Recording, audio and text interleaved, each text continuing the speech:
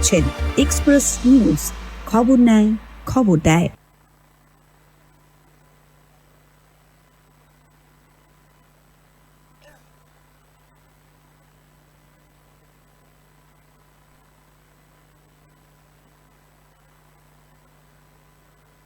নির্বাচন শুরু হচ্ছে 26 থেকে, আজকে তার প্রচার শেষ হলো। নমস্কার, আপনারা দেখছেন এক্সপ্রেস অনলাইনের আজকে আমাদের বিশেষ অনুষ্ঠান লোকসভার দখলদারি। প্রত্যেক দিন লোকসভার দখলদারি নিয়ে আপনাদের সঙ্গে আলোচনায় বসি বিভিন্ন অতিথিদের নিয়ে। আজকেও ঠিক সেই জায়গাতেই আছি। আমাদের সঙ্গে রয়েছেন বিশেষ অতিথি এবং বিশিষ্ট সাংবাদিক তমন্নাস পণ্ডিত। এবং পণ্ডিতদা, মানে আমরা ধরো এই আলোচনার যে বিষয়গুলো আছে, আমরা বিভিন্ন সময় লোকসভা নিয়ে আলোচনা করছি, লোকসভা দখলদারি নিয়ে। আগামী 26 তারিখেও 3 দফার, মানে আমাদের যেটা দ্বিতীয় দফার নির্বাচন পশ্চিমবঙ্গে, এবং তিনটি কেন্দ্রে আমাদের লোকসভা নির্বাচন আছে 26 তারিখে।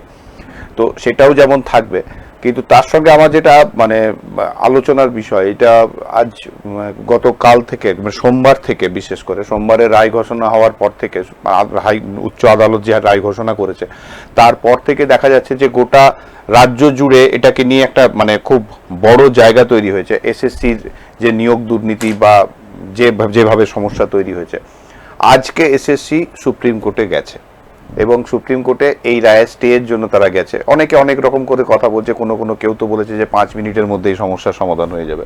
যাই হোক, যে জায়গাতেই হোক, প্রথম কথা হচ্ছে এটাকে তুমি দীর্ঘদিন ধরে সাংবাদিকতার সঙ্গে রয়েছে, দীর্ঘ কয়েকটা দশক বলতে গেলে। কি মনে হয় আজকের এই যে ধরো, আমরা এর আগে আমরা দেখেছিলাম এই শিক্ষা ক্ষেত্রে যখন ব্যাপক কেলেঙ্কারি হয়েছিল মধ্যপ্রদেশে, তখনও কিন্তু একটা বড় আকার ধারণ করেছিল। আবার ঠিক বাংলার বুকে, যেটা আমরা এতদিন ধরে আমরা অন্য মধ্যপ্রদেশের দিকে আঙুল তুলতাম, আজ বাংলায় এত বড় একটা দুর্নীতির ঘটনা ঘটেছে। সেই জায়গায় দাঁড়িয়ে কি মনে হচ্ছে, কোন দিকে যাচ্ছে রাজ্য রাজনীতি? সকলকে শুভ সন্ধ্যা জানিয়ে অনুষ্ঠানের যে সূচনা হলো, সেটাকে আজকে একটা গুরুত্বপূর্ণ বিষয় নিয়ে সূচনা হলো। প্রথমত হচ্ছে যে বপন কেলেঙ্কারির কথা তুমি তুললে, বপন কেলেঙ্কারির দেখিয়ে আমরা কিন্তু নিজেদেরকে অত্যন্ত গর্ব অনুভব করতাম এই রাজ্যের মানুষ, যে এই রাজ্যের সংস্কৃতি, এই রাজ্যের সভ্যতা এবং সারা পৃথিবীর মধ্যে এই রাজ্যের যারা শিক্ষাবিদ তারা শীর্ষস্থানে আছেন। সুতরাং বাঙালিরা গোটা এই দেশের থেকে একটা সমীহ সবসময় আদায় করে আছে বা ছিল বা আছে। কিন্তু এই রাজ্যে যেটা ঘটল, দুর্ভাগ্যজনকভাবে এই রাজ্যের একজন শিক্ষামন্ত্রী, প্রাক্তন শিক্ষামন্ত্রী, তিনি জেলে। এবং সব থেকে বড় কথা, সেই শিক্ষা দপ্তরের ছোট বড় মাঝারি অসংখ্য আধিকারিক, তারাও যেমন জেলে, তাদের সঙ্গে সঙ্গে যারা বাজারে এই শিক্ষাকে বিক্রি করেছে, সেই ধরনের অনেক দালাল যারা দলের সঙ্গে যুক্ত ছিল, তাদেরও অনেকে জেলে আছে। তখনই একটা আলোড়ন তো পড়েই ছিল এই রাজ্যে।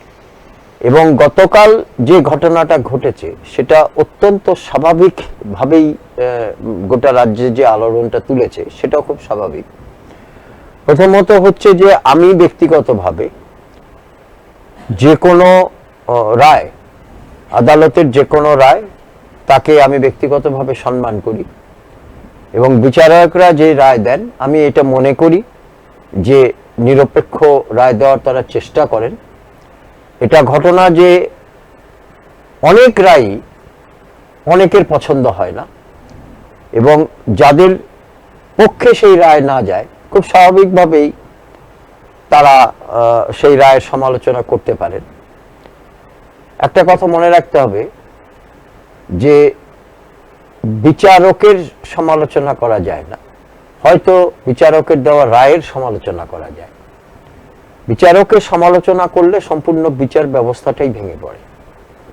সুতরাং এটা আমি ব্যক্তিগতভাবে মনে করি যে যেভাবে রায় দেওয়া হয়েছে গতকালের যে হাইকোর্টের যে রায়। এবং সব থেকে বড় কথা, এই দেবাংশু বসাকের যে ডিভিশন বেঞ্চ, এই বেঞ্চটা কিন্তু তৈরি করে দিয়েছিল সুপ্রিম কোর্ট নিজেই। ফলে এটার একটা আলাদা গুরুত্ব ছিল এবং এটা ধরে নিতে হবে যে এই রায়ে সুপ্রিম কোর্টের একটা সুপ্রিম কোর্টেরই একটা বর্ধিত অংশ, এটাকে ধরে নেওয়া যাবে।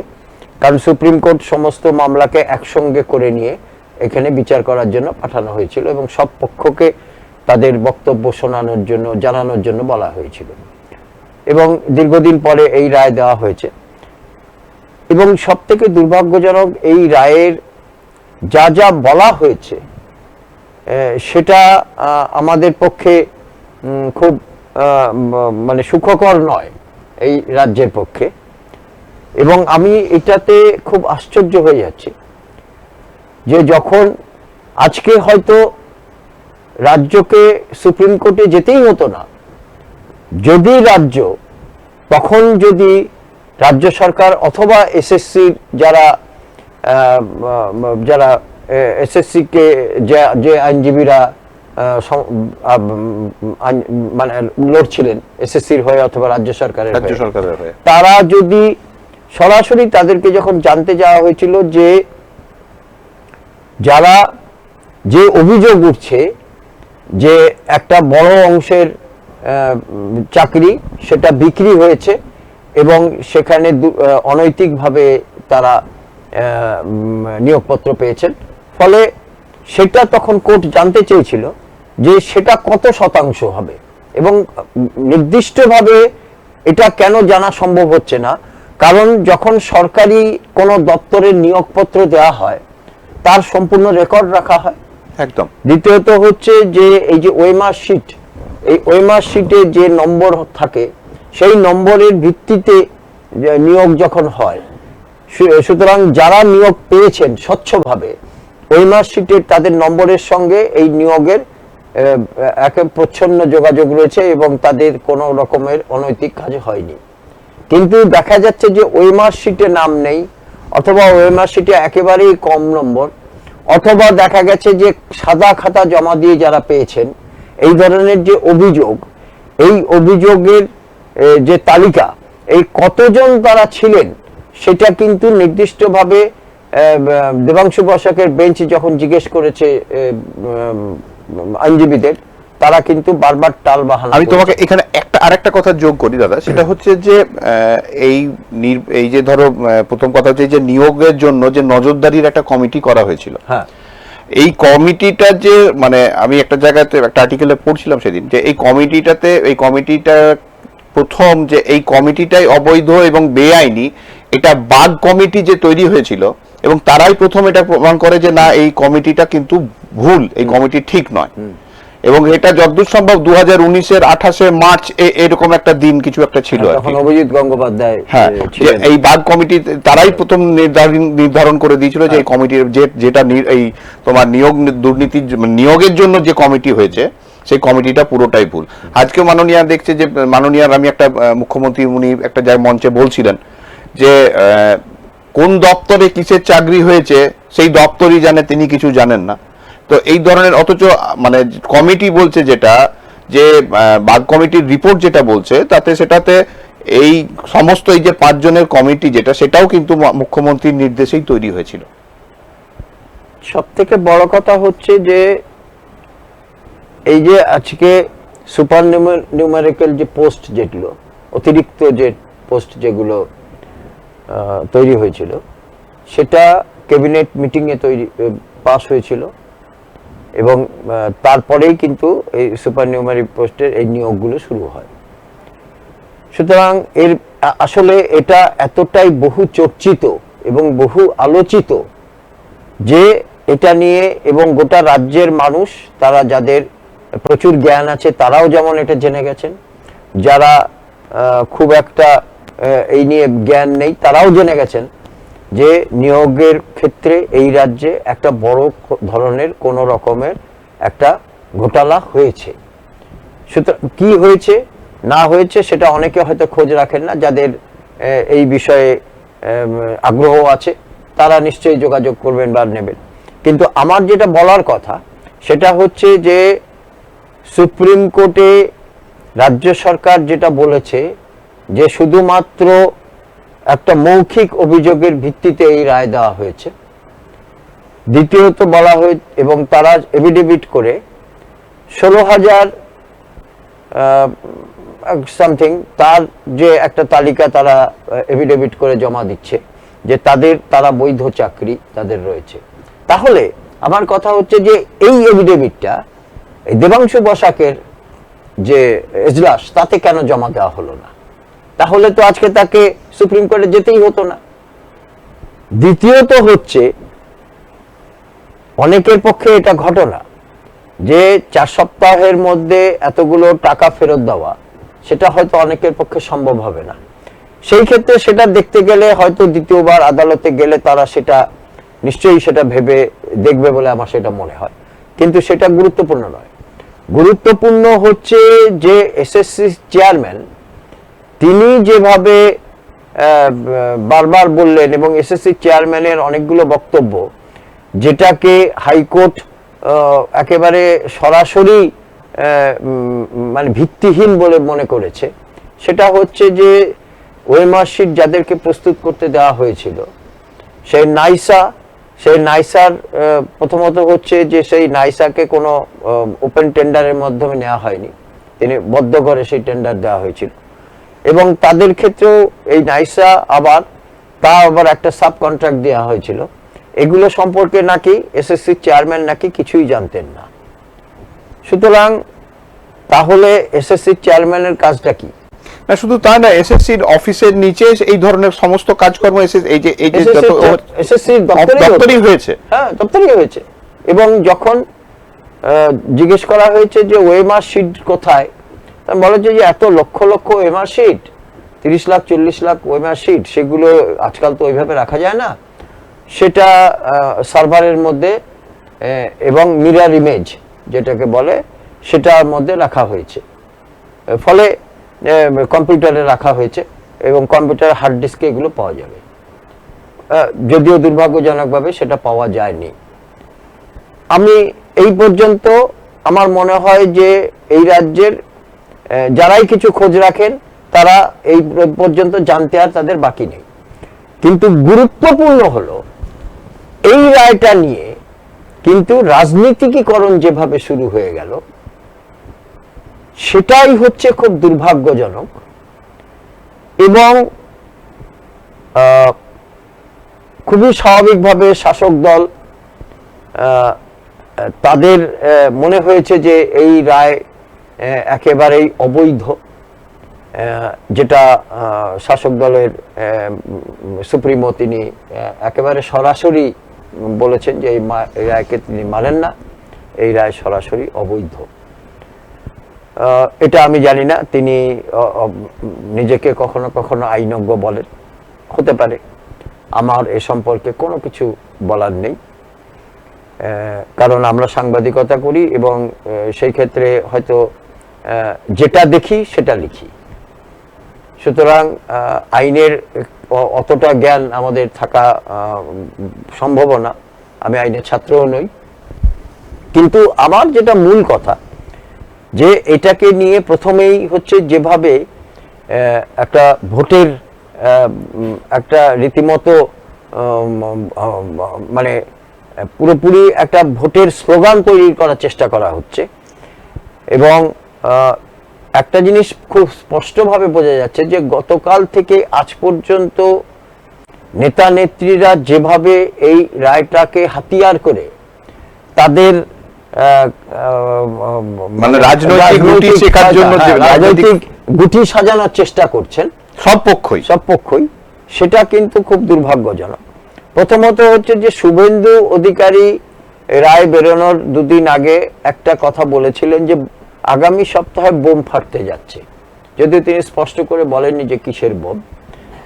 তো এই বোমটাকে হাতিয়ার করে মুখ্যমন্ত্রী এখন বলছেন যে শুভেন্দু অধিকারী সে বোমাও মারতে চেয়েছে এবং ভাইপোর জীবন এখন খুবই ইয়েতে রয়েছে, ভাইপোর জীবন এখন একটা রয়েছে, সংকটের জায়গার মধ্যে রয়েছে, ইত্যাদি ইত্যাদি যা উনি বলছেন। এবং তিনি একেবারে সরাসরি বলছেন যে তাকেও নাকি এবারে মারতে চাওয়া হবে বা হয়েছে, ইত্যাদি ইত্যাদি।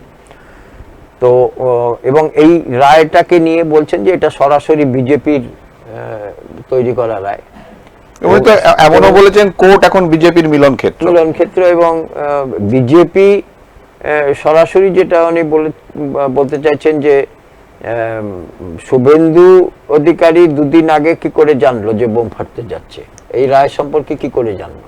না, এটা যদি যেমন তাই হয়ে থাকে, না না দেখো, আমি যদি বলতে চাই যে শুভেন্দু অধিকারী সেদিন যে ধরনের মন্তব্য করেছিলেন যে এবার একটা ভালো সামনের সপ্তাহে একটা বড় বোম ফাটবে, এবার সেই বোমটা যে এই বোম না অন্য কোনো বোম না কি সেটা তো অন্য বিষয়।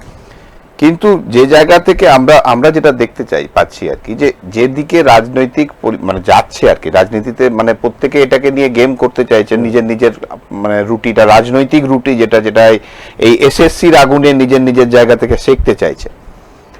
তারা এই যাদের যোগ্য মানুষ, যারা যোগ্য, অযোগ্যদের কথা আমি ধরছি না, যারা যোগ্য, যারা ম্যারিটেড হিসাবে তারা পাস করেছে এবং চাকরি করছে, তাদের যে অসহায় অবস্থাটা, এটার দিকে কিন্তু এটাকেও তারা রাজনৈতিকভাবে ব্যবহার করার চেষ্টা করে যাচ্ছে। না, এটা তো ঘটনা যে কিছু অসৎ মানুষের জন্য মানে একটা বড় অংশের সৎ যারা মানুষ তারা আজকে বিপন্ন হচ্ছে। এবং সব থেকে বড় জিনিস দেখা, একটা জিনিস বলি, সেটা হচ্ছে যে এমন একটা পেশা যাদিকে আমরা বলি মানুষ গড়ার কারিগর, শিক্ষক, সেই শিক্ষক তাদের যে পেশা, সেই পেশায় কলঙ্ক লাগলো। এবং তারাও প্রত্যেকে মানে এক একটা জায়গা থেকে তারা নিজেরাও মানে এমন একটা পজিশনের মধ্যে দাঁড়িয়ে আছে, তারাও নিজের দিকে এমন ভাবে ভাবছে আর কি। এবং মানে যারা আমার সঙ্গে কয়েকজনের আর কি বিভিন্ন বিষয় নিয়ে কথা হচ্ছিল, যে তারা যোগ্য প্রার্থী বলে নিজেদিকে বলতে চাইছে, যারা যোগ্য, কে যোগ্য কে অযোগ্য নয় সেটা আমাদের পক্ষে বলা সম্ভব নয়, আমাদের পক্ষে বলা সম্ভব নয়, কিন্তু প্রত্যেকেই নিজেকে যোগ্য বলে বলার চেষ্টা করছে। তো সেই জায়গায় দাঁড়িয়ে তাদের কথা হচ্ছে যে যারা আগে কোনোদিন ফোন করে খোঁজ নিত না, তারাও এখন ফোন করে খোঁজ নিচ্ছে আমাদের চাকরিটা থাকবে কিনা। বাড়িতে বাবা মা এসে রাত্রেবেলায় 5 বার দরজা নক করে দেখছে যে আমরা বেঁচে আছি কিনা, বা যে আমরা কোনো রকম কোনো অঘটন ঘটিয়ে ফেলেছি কিনা। মানে এমন একটা জায়গা তৈরি হয়েছে, অনেকে বিয়ে থা করেছে, সংসার করছে, অপর পাশে যারা প্রতিবেশী আছে। এবং সব থেকে বড় জিনিস হচ্ছে যে সব যাদের ওরা মানুষ করছিল, যাদের শিক্ষা দিয়ে পরে তৈরি করছিল, তাদের কাছে ফেস টু ফেস হবে কোন জায়গা থেকে, না কি শিক্ষা দিচ্ছিল তাহলে তাদের? না, আমার কথা শিক্ষা যে কি রাজ্যের শিক্ষা এখন যে শিক্ষা যে জায়গায় দাঁড়িয়ে আছে, শিক্ষা ব্যবস্থাটা আজকের যে রায়টা অনেকটাই সেই শিক্ষা ব্যবস্থারই ফলাফল। এটা তো আজকে স্বীকার করতেই হবে যে একটা বড় অংশের যে নিয়োগ হয়েছে, সেই নিয়োগে অনেকটাই কোনো না কোনোভাবে কিছু অস্বচ্ছতা ছিলই, কিন্তু সেটা এত বড় আকারে ছিল, সেটা কিন্তু আজকে যখন এসএসসি যখন একটা তালিকা মোটামুটি দিচ্ছে যে 16,000-এর তালিকা, তার মানে অন্তত 10 থেকে 12,000 তার মানে তার অস্বচ্ছ নিয়োগ হয়েছে, এটা তাদের মতে। এখন যারা একেবারে যাদের পরিষ্কারভাবে স্বচ্ছভাবে যাদের নিয়োগ হয়েছে, তাদের ক্ষেত্রে কোনো সমস্যা নেই, তারা হয়তো আবার চাকরি ফিরে পাবেন, তারা চাকরির কন্টিনিউটি থাকবে, সবকিছুই থাকবে। কিন্তু সমস্যা হচ্ছে যে যারা অনৈতিকভাবে চাকরিটা পেয়েছেন, কিন্তু তারা তো এতদিন ধরে চাকরিটা করেছেন, এখন তারা 2016 থেকে 2000 বদলে তারা বেতন পেয়েছেন। হ্যাঁ, বেতন পেয়েছে। এখন যদি তাদের বলা হয় যে তারা কি করবেন এবং তাদেরকে নিয়ে কি চিন্তা ভাবনা হচ্ছে, এইটা কিন্তু একটা খুব বড় এখন রাজ্য সরকারের সামনে এটা একটা বড় আমার মনে হয় চ্যালেঞ্জও বটে। এবং তাদেরকে নিয়ে চিন্তা ভাবনা করা। কারণ তবে এটা ঘটনা যে গতকাল থেকে রাজ্য রাজনীতি যেভাবে এই নিয়োগ নিয়ে, এই নিয়োগের রায় নিয়ে যেভাবে উত্তপ্ত হয়ে উঠেছে, এই উত্তাপটা কবে কমবে সেটা নিয়ে কিন্তু এখনই কোনো নিশ্চয়তা নেই। কারণ হচ্ছে যে এখন তো স্পেশাল লিভ পিটিশন যেটা করা হয়েছে, কারণ এখন সুপ্রিম কোর্ট বন্ধ, গ্রীষ্মের ছুটি, ফলে স্পেশাল লিভ পিটিশন করতে হবে। এবং স্পেশাল লিভ পিটিশন রাজ্য সরকার যেমন করেছে তেমনি এসএসসিও করেছে, এবং এটা করা ছাড়া রাজ্য সরকারের কাছে আর অন্য কোনো উপায় ছিল না, এটা তো স্বীকার করতে একদম একদম। কারণ হচ্ছে যে যাদের চাকরি গেছে তাদেরকে যদি বাঁচাতে হয় তাহলে রাজ্য সরকারকে সুপ্রিম কোর্ট থেকে নির্দেশ নিয়ে আসতে হবে। এখন দেখতে হবে যে এটাও কিন্তু আরেকটা বোমার মতো হয়ে যাবে যে সুপ্রিম কোর্ট আবার নতুন করে কি বোমা ফাটায়। ফলে যদি ধরে নেওয়া যায় যে সুপ্রিম কোর্ট যদি স্টে করে, তো স্টে করার মধ্যে ধরো 7 দিন, 10 দিন, 15 দিন একটা সময় থাকে, কিন্তু এই স্টেটা তো অনন্তকাল চলতে পারে না। স্টের পর আবার এটা মামলা হবে, এবার মামলার তার ডেট পড়বে। তা আমাদের দেশের বিচার ব্যবস্থা অনুযায়ী একটা মামলার যখন ডেট পড়ে তার পরবর্তী ডেটে যে সেই মামলাটা উঠবেই এমন কোনো নিশ্চয়তা নেই, ফলে সেটা চলতেই থাকবে। এই যে মামলাটা দীর্ঘকালীন ধরে চলতে থাকবে, ফলে যেটা তুমি বলছিলে যে অনেকে বলছেন যে 5 মিনিটে স্টে অর্ডার পেয়ে যাব, তো স্টে অর্ডারটা পাওয়াটাই কি মুখ্য কথা, না একটা নির্দিষ্ট তার রায়ের পাওয়াটা অনেক বড় কথা? ফলে মামলাটা চলতে থাকবে, চলতে গিয়ে আবার সেই মানে তারিখ পে তারিখ, ফলে চলতে থাকবে। তাহলে ততদিন যতদিন চলতে থাকবে ততদিন এদের কি হবে, এটা আরেক সমস্যা। ফলে সুপ্রিম এটা এখন মানে মানে গেলারও নয় আবার উগরে ফেলারও নয়, এমন একটা পরিস্থিতি। আরেকটা বিষয় কিন্তু শুধু গেলারও নয় উগরে ফেলারও নয় যেমন পরিস্থিতি, ঠিক আরেকটা পরিস্থিতি সেটা খুব মানে বড় সম্মুখীন হতে হবে, সেটা হচ্ছে যে স্বচ্ছ আর অস্বচ্ছ প্রমাণটা কিভাবে হবে। যদি 16,000 সামথিং যদি তোমার স্বচ্ছ হয়ে থাকে, তাহলে বাকি যে 10,000-এর কথা হচ্ছে তাহলে সেটা অস্বচ্ছ।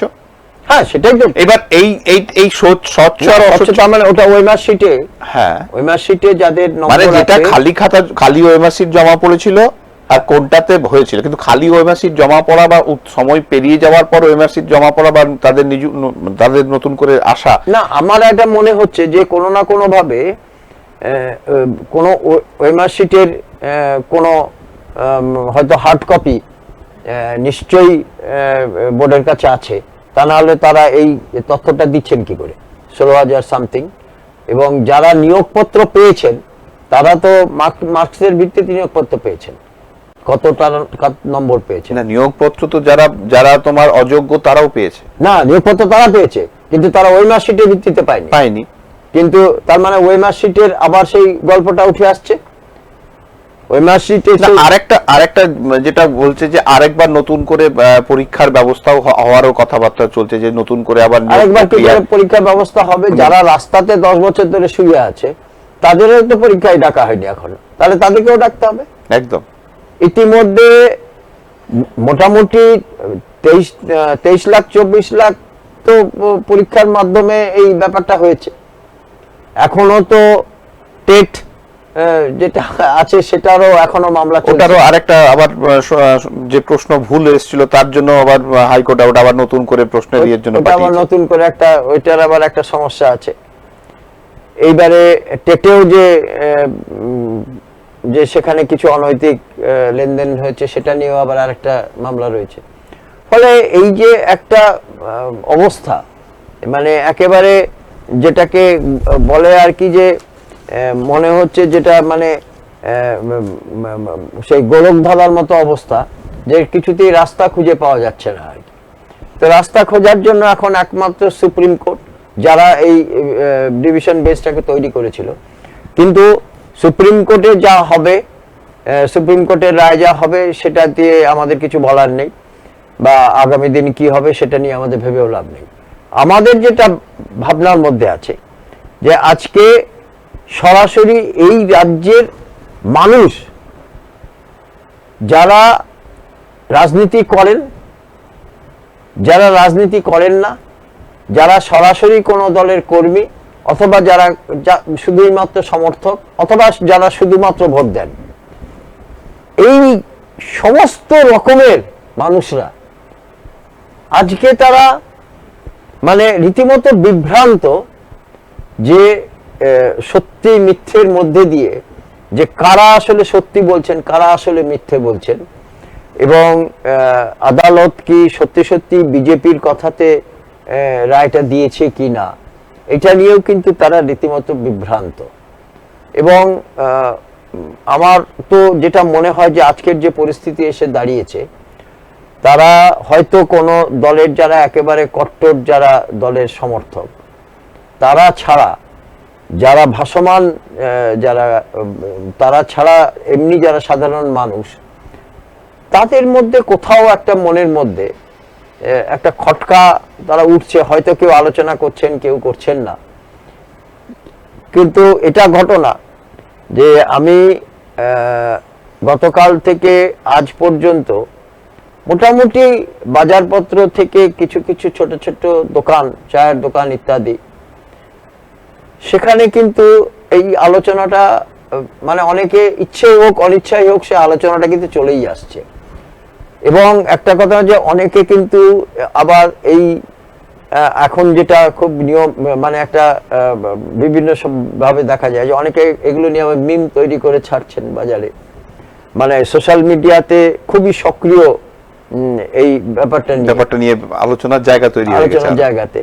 এবং একটা কথা যে যারা সাংবাদিকতা করেন তাদেরও কাছেও এটা একটা খাদ্য হয়ে গেছে একদম, এবং যে চ্যানেলগুলো আছে তাদের কাছেও একটা খাদ্য হয়ে গেছে। আচ্ছা, আমাকে একটা জিনিস বলো দাদা, সেটা হচ্ছে যে এই যে ধরো এসএসসি যে দুর্নীতি, এটা এই যে সামনে ধরো যে নির্বাচন, একটা প্রথম দফার নির্বাচন মানে এক দফা হয়ে গেছে, এখনো 6টা দফা বাকি, কতটা প্রভাব ফেলবে এবং কার পালে হাওয়াটা বেশি যাবে? এটাতে কি রাজ্যের ক্ষমতাসীন দলের ক্ষেত্রে অনেকটা মানে বিড়ম্বনার জায়গা তৈরি করে দিল নাকি? একটা কথা মনে রাখবে যে এই কেলেঙ্কারিটা জবে থেকে মোটামুটি অভিজিৎ গাঙ্গুলি যখন ছিলেন এবং পার্থ চট্টোপাধ্যায়, অর্পিতা এরা জেলে যাওয়ার পর থেকেই আমাদের রাজ্যে যে বিরোধী দল তারা কিন্তু এই দুর্নীতি নিয়ে কিন্তু মানে যে কোনো জায়গাতে তারা সরব হয়েছে। যে কোনো জায়গায় তারা যে কোনো ছোটখাটো নির্বাচন হোক, যে কোনো আলোচনা হোক, যে কোনো চ্যানেলে আলোচনা হোক, সর্বত্রই কিন্তু তারা কিন্তু মজ্জাগতভাবে এটা বিশ্বাস করে এসেছে এবং করানোর চেষ্টা করেছে যে আমাদের রাজ্যে একটা খুব বড় ধরনের শিক্ষার ব্যবস্থা নিয়ে একটা কেলেঙ্কারি হয়েছে। এটা খুব স্বাভাবিকভাবে বিরোধী দল সবসময়ই তারা সুযোগ খুঁজবে। যদিও একটা কথা মনে রাখতে হবে যে গত পঞ্চায়েত নির্বাচন অথবা পুরসভা নির্বাচন এগুলোতে কিন্তু এই যে মানে এই কেলেঙ্কারি, যে শিক্ষা কেলেঙ্কারি, এটা কিন্তু খুব একটা প্রভাব ফেলেনি। কারণ সেখানে কিন্তু শাসক দল তারা কিন্তু খুব ভালোভাবেই তারা তাদের যেটুকু তাদের আসন যে ছিল এবং তারা যথেষ্ট আসন পেয়ে তারা ক্ষমতায় কিন্তু ফিরেছে। ফলে আমাদের রাজ্যের অভিমুখ, রাজনীতির যে অভিমুখ, এই অভিমুখটা নতুন করে ঘুরলো এই গতকালের রায়ের পর থেকে। এবং সেটা কিন্তু আজকে বিরোধীদের কাছে একটা খুব বড় অস্ত্র যেমন দিল বিরোধীদের হাতে, কিন্তু একই সঙ্গে কিন্তু শাসক দলকেও একটা খুব বড় অস্ত্র দিল। কারণ তারা কিন্তু সরাসরি বলছেন যে এটা একেবারে কেন্দ্রের শাসক দল, মানে রাজ্য শাসক দল বলছে, কেন্দ্রের শাসক দল তারা এখন সমস্ত কিছু গেরুয়াকরণ করে নিয়েছে। এবং তাহলে আমি তোমার এই গেরুয়াকরণের কথাতেই যদি আসি, এবং যদি বলে যে রাজ্যের শাসক দলের যদি বক্তব্য যে কেন্দ্রীয় সরকার মানে কেন্দ্রের ক্ষমতাসীন যারা আছে তারা তাদের মতন করে ম্যানিপুলেট করে পরে সমস্ত কিছু করছে, আমি আমার জায়গাতে যাচ্ছি। কিন্তু বিষয়টা হচ্ছে যে গত পরশুদিনই এই ঘটনা ঘটার পর তৃণমূলের আগের যিনি মুখপাত্র ছিলেন এবং উনি একটি পদেও আছেন দলের, কুণাল ঘোষ, এক সময় হয়তো তোমার সহকর্মীও ছিল, মানে আমার যতটা জানা আর কি।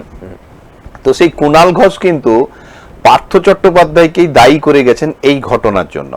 যদি পার্থ চট্টোপাধ্যায়কে কুণাল ঘোষের যদি মানে এটা যদি তৃণমূলের পক্ষ থেকে কথা হয়ে থাকে যে পার্থ চট্টোপাধ্যায়ের জন্যই এই ঘটনা ঘটেছে, তাহলে তো এক প্রকার দলকেই এটার দায়িত্ব নিতে হবে, এবং দলের পালেই তো হাওয়াটা যাচ্ছে যে না দলই এটা, কারণ দল শুধু পার্থ চট্টোপাধ্যায়ের পক্ষে তো এই এত বড় ঘটনাকে মানে বাস্তবিত রূপ দেওয়া তো সম্ভব নয়, এর সঙ্গে অনেক রকমের অনেক মাথা তার মধ্যে থাকবে।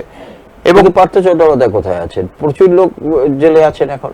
হ্যাঁ, সেটাই শুধু পার্থবাবু বা এটা তো একটা মন্ত্রিসভার মাধ্যম দিয়ে হয়েছে, তাহলে পার্থবাবু তো একটা মন্ত্রিসভার সদস্য, উনি একটা ক্যাবিনেটের দায়িত্বে ছিলেন, কিন্তু সবটার মাথাতে যিনি বসে আছেন মাননীয়া কি এটাকে সম্পূর্ণভাবে অস্বীকার করতে পারবেন? না, সমস্যাটা তো এখানেই। মানুষ কেন বিভ্রান্ত আরো বেশি, যে কুণাল ঘোষ অবশ্যই বলছেন যে যা কিছু হয়েছে, এবং তিনি পরিষ্কার এটা বলেছেন যে যারা সৎভাবে চাকরি পেয়েছে তাদের চাকরিটা যেন না যায় সেটা আদালতকে দেখতে হবে। দ্বিতীয়ত হচ্ছে যে যদি দুর্নীতি কিছু হয়ে থাকে সেটা পার্থবাবুর সময় হয়েছে, বাকি কিন্তু কারোর কোনো দায় নেই। কিন্তু শুধুমাত্র পার্থবাবুর ক্ষেত্রে হয়েছে, তাহলে এই যে সুপার নিউমারি পোস্ট ক্রিয়েট করার সময় এই যে ক্যাবিনেটের যে মিটিং হয়েছে সেই মিটিংয়ে এবং ববি হাকিম বলেছিলেন যে এটা একটা কালেকটিভ রেসপন্সিবিলিটি, সকলকে এই দায় নিতে হবে। তো সে অনেকে অনেক কথা বলেছেন। মানে একটা জিনিস দেখা যাচ্ছে যে শাসক দলে এবং অনেকটা মানে বিভ্রান্তকর পরিস্থিতি হয়ে আছে। তুমি আরেকটা মানে এইটাতে আমি আরেকটা কথা বলি, ববি হাকিমের তুমি ফিরহাদ হাকিমের কথা বললে, আমরা কিন্তু এটা নিয়ে ফিরহাদ হাকিমকে খুব একটা মুখ খুলতে দেখছি না। না, ফিরহাদ হাকিম মুখ খুলতে পারবেন না, কারণ ফিরহাদ হাকিম তো ইতিমধ্যে মুখ খুলে দিয়েছেন। এবার দ্বিতীয়বার যদি মুখ খুলতে যান তাহলে ওনাকে তো 180 ডিগ্রি ঘোরা সম্ভব না ওনার পক্ষে, কারণ আজকালকার দিনে সমস্ত রেকর্ড থাকে। ফলে এবারে যদিও আমি এটা মনে করি যে রাজনীতিবিদদের যে কোনো সময় 180 ডিগ্রি ঘুরে যেতে কোনো বাধা নেই, এবং সেটা তাদের পক্ষে যে কোনো সময় সম্ভব। ফলে তিনি ঘুরে গিয়ে বলতেই পারতেন যে না তখন একটা অন্য পরিস্থিতি ছিল, বা তখন আমি গোটা বিষয়টা জানতাম না, এখন আমি জানি যে আমাদের কোনো দোষ নেই, এটা উনি বলতে পারেন। কিন্তু সমস্যা হচ্ছে যে এই যে সবকিছু বলা হচ্ছে, মনে রাখতে হবে যে বিচারটা কিন্তু প্রমাণের ভিত্তিতে হয়, বিচারটা হচ্ছে সব কাগজপত্রের ভিত্তিতে হয়। মুখে চায়ের দোকানে অনেক বড় বড় আলোচনা হয়, অনেক টেবিল চেয়ার ভাঙা হয়, অনেক চায়ের কাপ অনেকে ভেঙে পড়ে, কিন্তু সেগুলোর কিন্তু একটা আলোচনা, সেটা হচ্ছে তাদের নিজেদের মধ্যে আলোচনা। চায়ের কাপে তুফান বলে সেটাকে, কিন্তু চায়ের কাপে তুফান তোলা সেটা তো আদালতে সম্ভব নয়। আদালতকে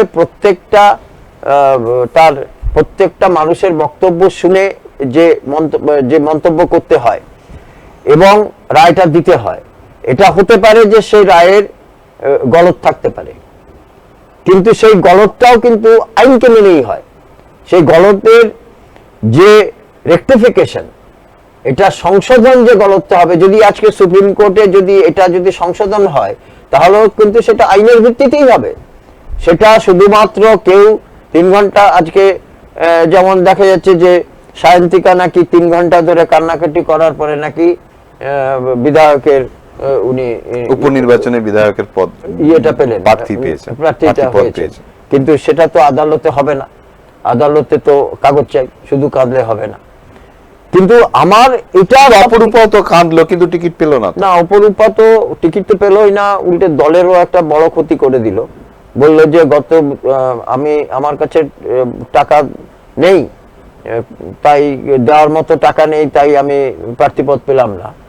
তো ওর বোঝা উচিত ছিল, ও তো দুবারের এমপি, তো তার মানে এই দুবার কি ও টাকা দিয়ে এমপি হয়েছিল? এটাও তো ওকে ক্লিয়ার করা দরকার ছিল। ওকে ক্লিয়ার, সবকিছু তো ক্লিয়ার করতে হয় না, ওটা মুখ থেকে বোঝা যায়।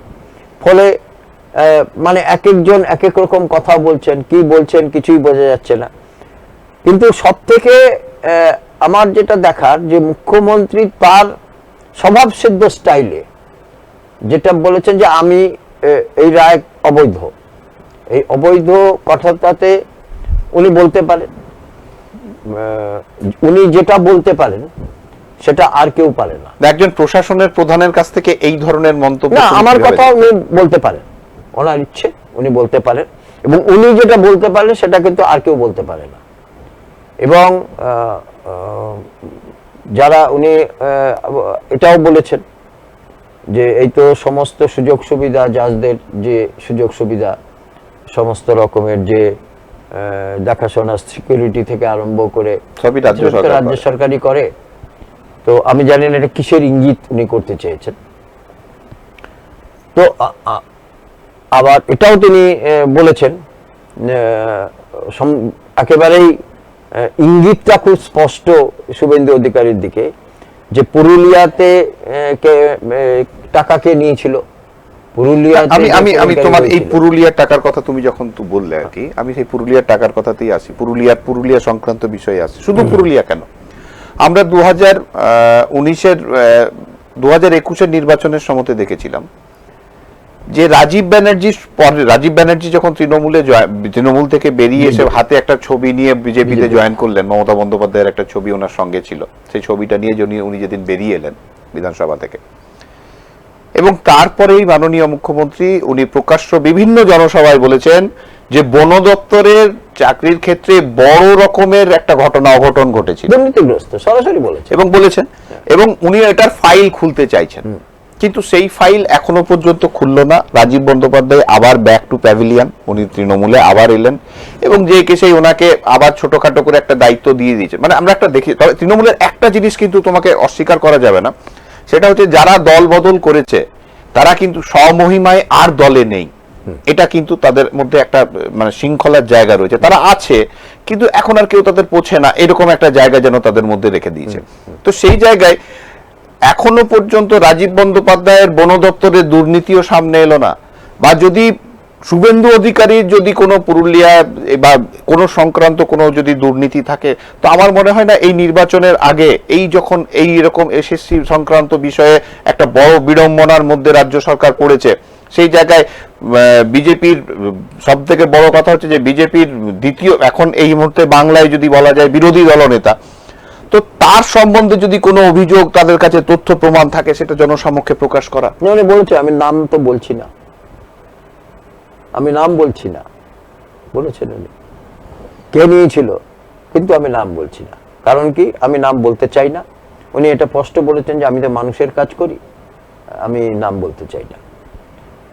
এটা যেমন আছে তেমনি একদিকে যেমন এটা ঠিক সেই বামদের দুর্নীতির মতন হয়ে গেল, যে আলমারির চাবি পাওয়া যাচ্ছে না, প্রচুর ফাইল আছে হাতের কাছে, সব ফাইলগুলো ওপেন করে দেবো, অথচ আলমারির চাবিগুলো নেই। গৌতম দেব বললেন যে আমি তো চেম্বারেই বসে আছি, ফাইলগুলো নিয়ে আসুন।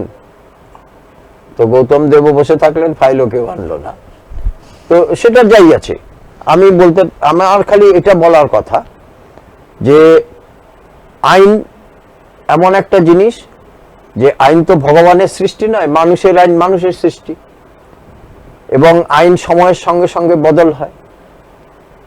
ফলে যদি কারোর প্রয়োজন হয়, কারোর রায় পছন্দ হতে পারে, কারোর নাও হতে পারে।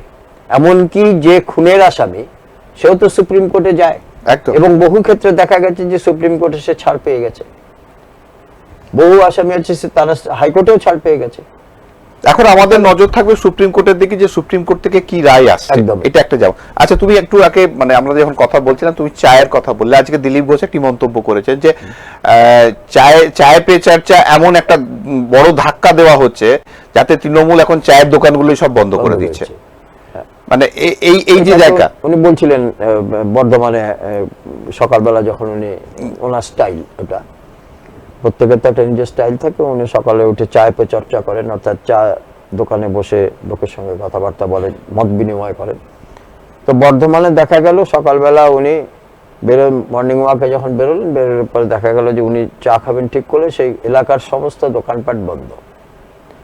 তো এলাকার দোকানপাট কেন বন্ধ, তারপরে যথারীতি উনি যখন চলে এলেন স্বাভাবিকভাবে, তারপরে দেখা গেল যে সব দোকানপাট খোলা গেল। তো দিলীপ ঘোষই আছেন, উনি কখনো এতে বদল হন না। আমার কথা হচ্ছে যে দিলীপ ঘোষের লড়াইটা সেটা কিন্তু এই বর্ধমান দুর্গাপুর এলাকাতে, আমি তোমাকে এখানে তৃণমূল খুব সহজ করে দিচ্ছে না লড়াইটাকে। আমি এটাই বলতে চাইছি যে দিলীপ ঘোষ একটা কঠিন লড়াইয়ের মধ্যে ছিল, এবং কারণ প্রার্থী পদ অনেক পরে এখানে দেওয়া হয়েছে। দ্বিতীয়ত হচ্ছে যে দিলীপ ঘোষ যে জায়গাতে আজকে দিলীপ ঘোষ হয়েছে, অর্থাৎ পূর্ব মেদিনীপুর, এবং প্রথম উনি খড়গপুরে থেকে এমএলএ হয়েছিলেন, এই জায়গাগুলো থেকে সরিয়ে এনে দিলীপ ঘোষকে যখন দুর্গাপুরে দেওয়া হলো, এটা খুব লোকের কাছে আশ্চর্যজনক মনে হয়েছিল।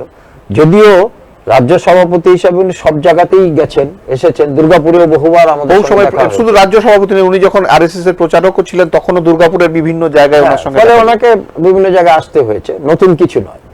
কিন্তু ওনার এলাকাতে, যে এলাকাতে উনি সাংসদ অথবা যে এলাকাতে উনি বিধায়ক, সেই এলাকাতে যতটা ওনার সাধারণ মানুষের সঙ্গে ওনার যে পরিকাঠামো তৈরি হবে, সেটা তো একেবারে নতুন এসে সেটা হবে না। কিন্তু যেহেতু দুর্গাপুরে একটা কেন্দ্র তাদের দখলে আছে, ফলে এবং সেখানে যথেষ্ট শক্তিশালী সেই এলাকাতে তারা, ফলে সেখানে তার কাজকর্মটা অনেকটা স্বাভাবিক হয়েছে। কিন্তু আমি তোমাকে একটা কথা বলতে পারি যে দুর্গাপুরের শহর দুর্গাপুর, এই লড়াইটা কিন্তু একটা কাঁটেকে টক্করের লড়াই হতে যাচ্ছে। কারণ মনে রাখতে হবে যে বামেরা দীর্ঘ সময়, বিশেষ করে ট্রেড ইউনিয়ন ক্ষেত্রে, এখানে অত্যন্ত সক্রিয় ছিল, এবং যখন 11 সালের পরে যখন ক্ষমতায় তারা নেই, তারপরেও ডিএসপির যতগুলো নির্বাচন হয়েছে তাতে কিন্তু সিটি ইউনিয়ন জয়লাভ করেছে। এমনকি ম্যানেজমেন্টের সঙ্গে যে আলোচনা ভিত্তিক যে কমিটি তৈরি হয়, সেখানেও কিন্তু যে বার্গেনিং কমিটি যেটাকে বলে, সেখানেও কিন্তু সিটু বরাবর কিন্তু সেখানে থেকেছে। ফলে সিটুর একটা সেখানে একটা ইয়ে ছিলই। আর বিভিন্ন অঞ্চলে, বিশেষ করে তোমার বস্তি এলাকাতে, সেখানে সিটুর একটা যে সংগঠন ছিল, সেই সংগঠনটা কিন্তু অনেকটা ক্ষেত্রে তারা চাঙ্গা করতে পেরেছে। ফলে তাদের ভোটটা যদি বাড়ে, সেই ক্ষেত্রে কিন্তু লড়াইটা কিন্তু অনেক কঠিন হবে প্রত্যেকের পক্ষেই।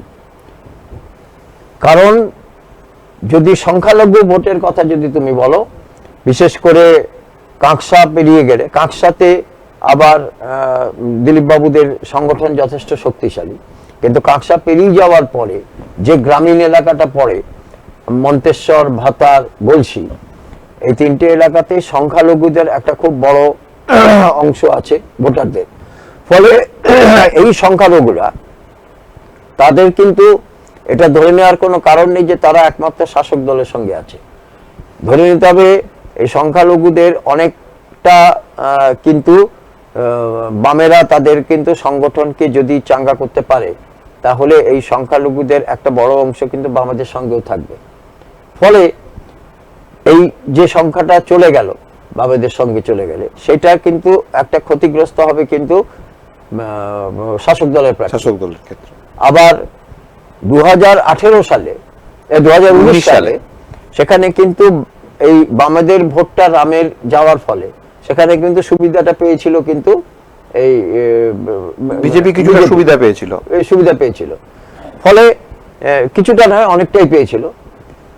এবং কিন্তু একটা কথা মনে রাখতে হবে যে এখন হয়তো নির্বাচনের সময় এটা ঘটনা যে বামপন্থীরা তারা মিটিং, মিছিল ইত্যাদি ভালোই করছেন, এবং তাদের যে প্রার্থী, ইনি যথেষ্ট ভালো প্রার্থী, শিক্ষিত প্রার্থী, এতে কোনো সন্দেহ নেই, এবং সত্যিকারের শিক্ষিত প্রার্থী, মানে একদম কোট আনকোট। তো সেদিক থেকেও তারা একটা অ্যাডভান্টেজে আছেন। কিন্তু যারা বামের ভোট, যারা যে বামেরা ভোটটা রামে দিয়েছিলেন, তারা আবার নতুন করে বামে ফিরবেন কিনা এবং বামেরদের ওপরে তাদের আর আস্থা রয়েছে কিনা, এইটা নিয়ে কিন্তু একটা বড় প্রশ্ন আছে।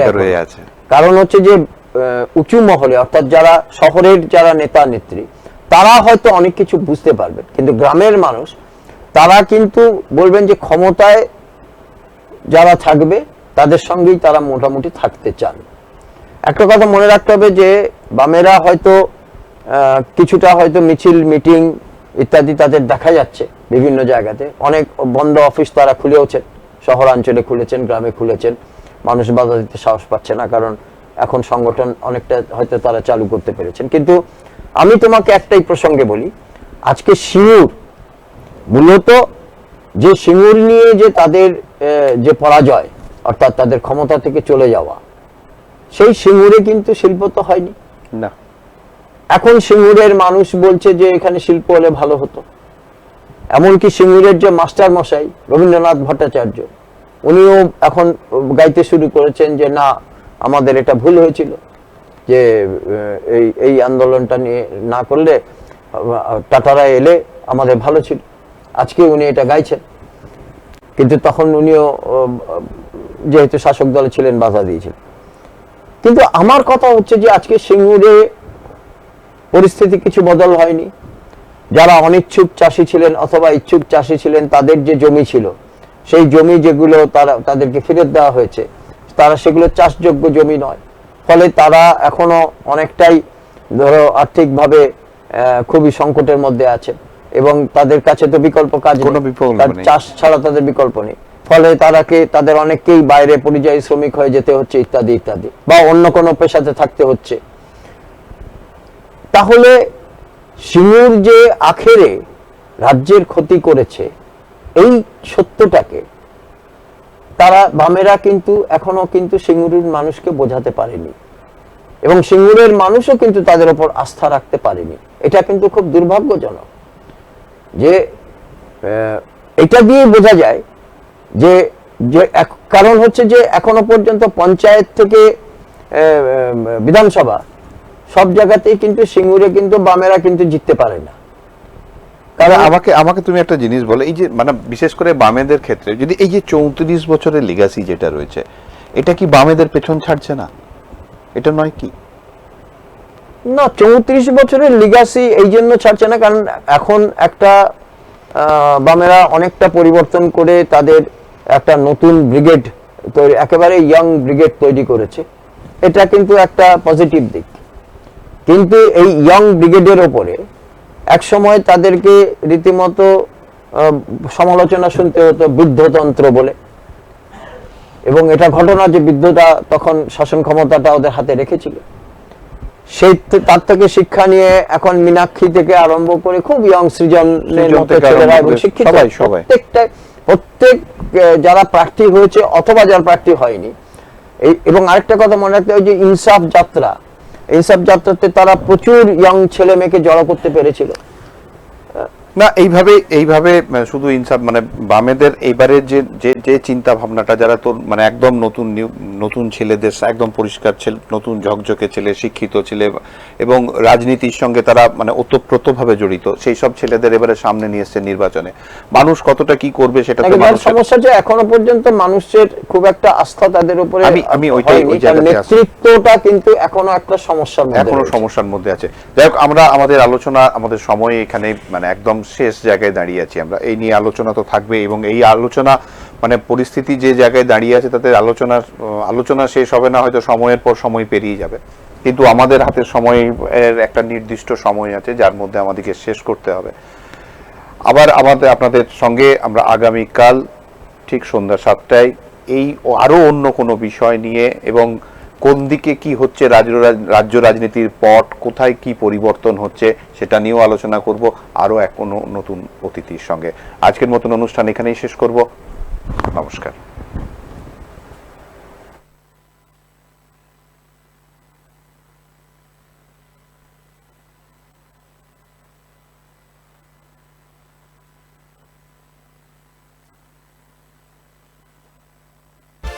এই হলো ডেডলাইন কমিউনিকেশনস প্রাইভেট লিমিটেড।